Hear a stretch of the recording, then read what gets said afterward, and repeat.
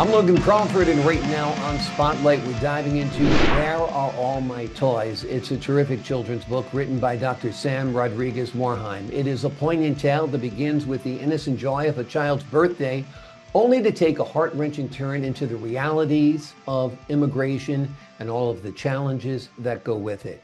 It is a narrative that explores loss, family separation, and the quest for reunion through the eyes of young Jimmy.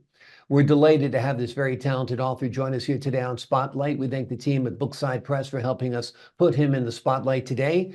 And we ask viewers like you to support writers like him by subscribing to our channel and by purchasing his wonderful and important book. The links are below this interview. Doctor, great to see you here today on Spotlight. Thank you very much, Mr. Crawford. I'm delighted to be here. My pleasure. I really think your title alone kind of puts the immigration issue in a good perspective for children to understand. Where are all my toys? If you were separated from your toys as a child, you'd be lost. And that sense of loss resonates through your book. Tell us a little bit about the inspiration in writing a book about the immigration experience. Well, the story has been near and dear to my heart. My parents were born in Cuba along with my brother, who is the protagonist of the book. And through the years, as a periodontal surgeon, I've had nonchalant conversations with patients, and they were always interested in my background. So it kind of inspired me to tell the story, and what better way to do it through the eyes of my brother, who, seemingly went through this, very difficult transition as a child. What do you think of the immigration debate in the United States right now? I mean, people are torn. I think everybody agrees that we're a nation of immigrants. I know my ancestors came from Ireland, your ancestors came from Cuba.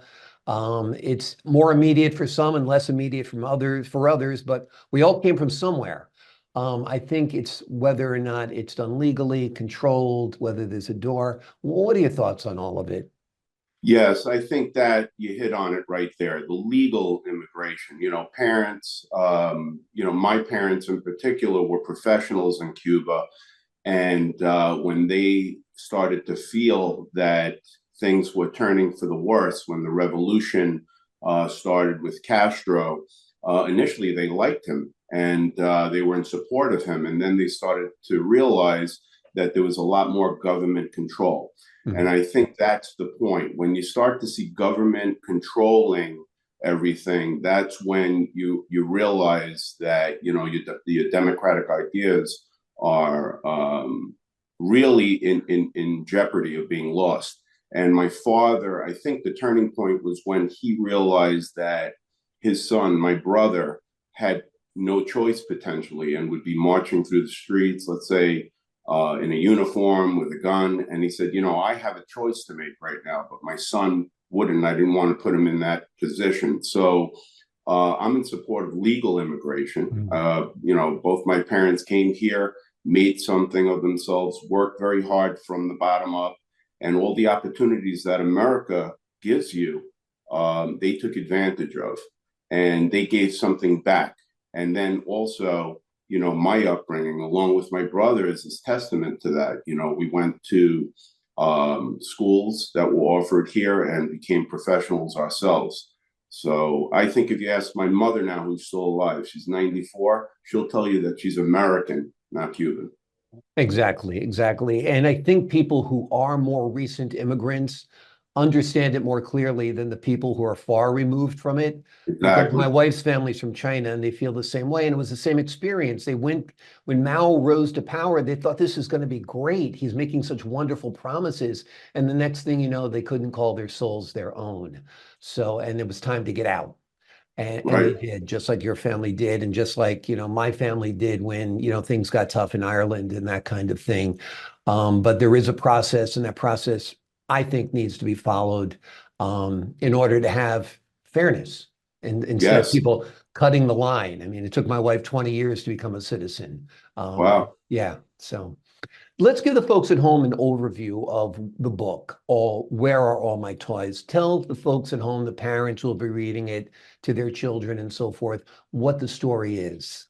Well, essentially, it's the story of a family who, at some point, were very, very content with their lives in Cuba until things started to change with the government. Like I said, government control, government seizing properties, government infiltrating the lives of businesses and people for no apparent reason other than to control things. And when my father started to see that, he knew that he had to make a change.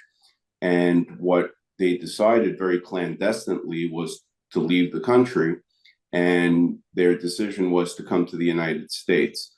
And what they had to do was a very difficult thing because they had to leave everything behind. They couldn't tell my brother what was going on. He was 5 years old at the time. And, my brother was very content, just had a birthday and, was provided all these toys, had friends, spoke the Spanish language.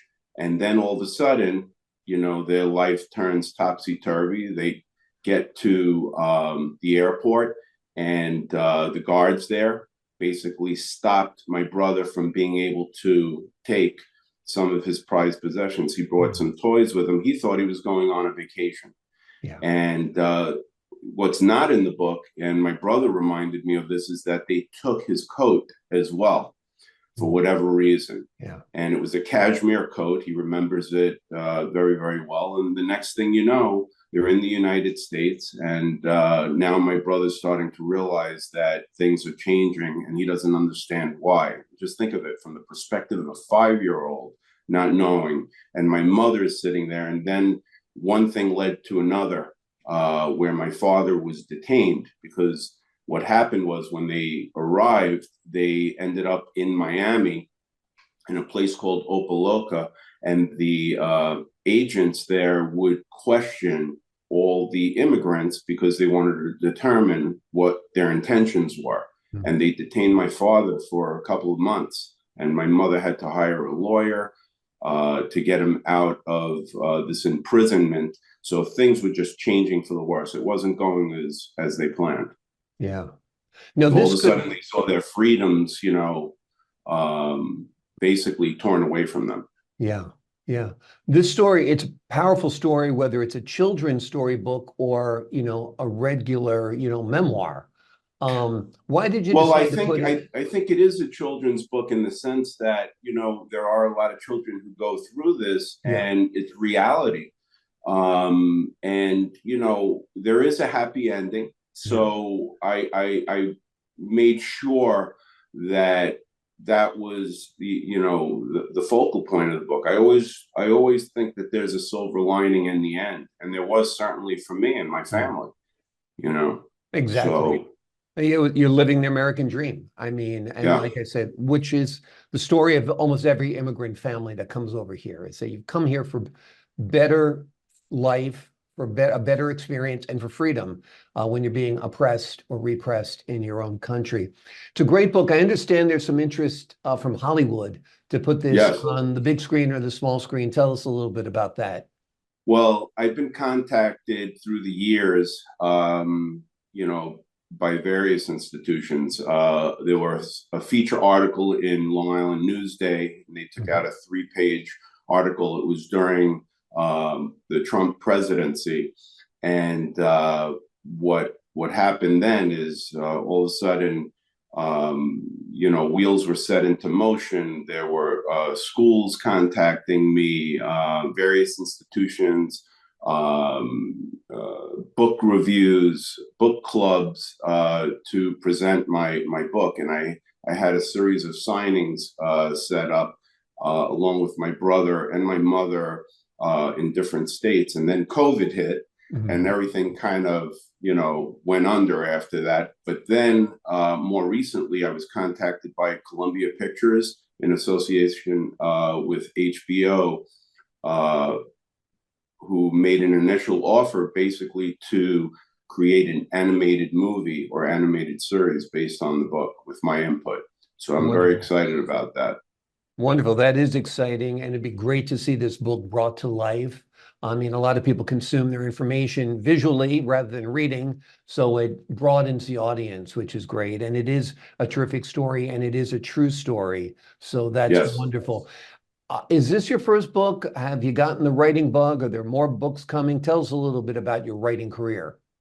Yeah, well, this is my first book, and I've been thinking about this for many, many years. And then I just decided to sit down in a coffee shop and bang it out, which is what I did. And it took about a year. It's really not an easy process. Yeah. You know, in making a children's book, you really have to coordinate the illustrations with the wordage. And there had to be a lot of cuts, so to speak. And I had to be much more concise than I wanted to be. I then decided to translate the book along with my mother, who's now 94, into Spanish. So I'm very excited about that. We haven't published that part of it yet. And yes, there are 2 sequels. The next one is going to be called A Boy Grows in Brooklyn. Okay. And it all centers around Brooklyn, New York. For me, that was the hub. That was, you know, the center point or microcosm of my life, you know. And, you know, I'm very excited about that. I'm very proud to say that my roots are from Brooklyn. I think it was an amazing, amazing upbringing. So there are 2 books on the way that relate to that. Yeah. Well, we're looking forward to them. The name of the book we've been talking about today is Where Are All My Toys? It's written by Dr. Sam Rodriguez Morhaim. It is a powerful story that begins with the innocent joy of a child's birthday, only to take a heart-wrenching turn into the realities of immigration and the challenges that it sometimes and often holds. Doctor, thank you so much for joining us here today on Spotlight. Thank you. Thank you very much for this opportunity. It was a real pleasure. Pleasure's been mine. I enjoyed speaking with you, sir. And to the folks at home, I'm Logan Crawford, thanking you for your time this time. Until next time on Spotlight.